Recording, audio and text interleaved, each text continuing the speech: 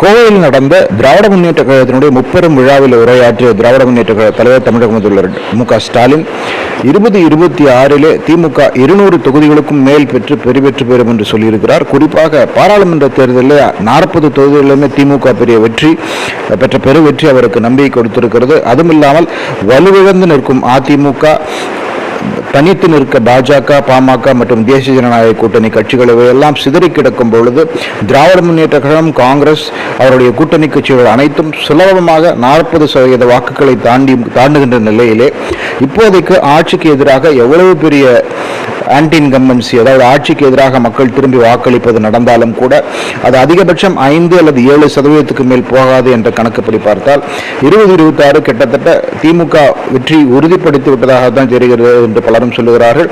இதை பற்றி நீங்கள் என்ன நினைக்கிறீர்கள் என்று உங்களுடைய கமெண்ட்ஸ்ல பதிவு பண்ணுங்க.